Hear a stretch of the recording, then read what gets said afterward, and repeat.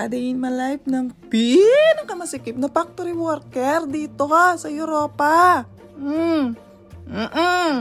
Chris!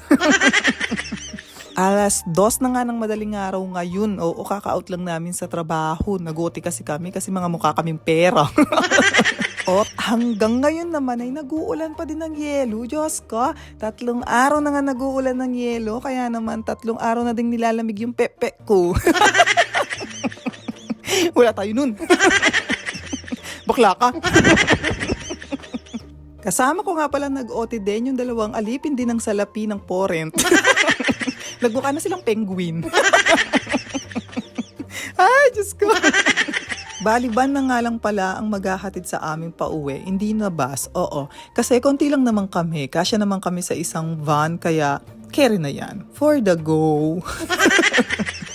Madaling araw nga to, pero tignan nyo naman ang daan kung sobrang liwanag naman dahil nga puting-puti ang kapaligiran. Wow! Pagbaba nga ng isa-isa, ayan pa si Madam G, o diba? Lady in pink.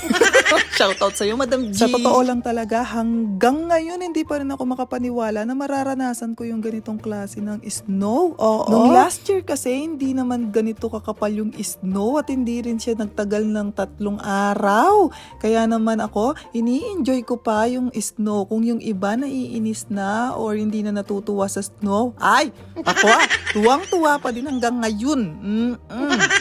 Diyos ko, isang beses ko lang maranasan ito. Hindi naman nagtatagal yung snow ng 1 week or 1 month. Mawawala din naman ito. Mahirap lang naman kasi talaga ang maglakad. Pero kung nakaboots ka naman, ay wala naman nagiging problema. Kaya ako, hanggat may snow pa, gustong gusto ko. Kahit nanginginig na yung pepek ko. Kaya naman sobrang thankful ako kay Lord kasi dinala niya ako dito. Hindi lang para matupad ko lahat ng pangarap ko sa sarili ko at para sa pamilya ko, kundi para na rin maranasan ko ang mga bagay-bagay na akala ko sa panaginip ko lang mararanasan. Yun lamang mga kabayan, maraming salamat sa panonood at suporta. Bye!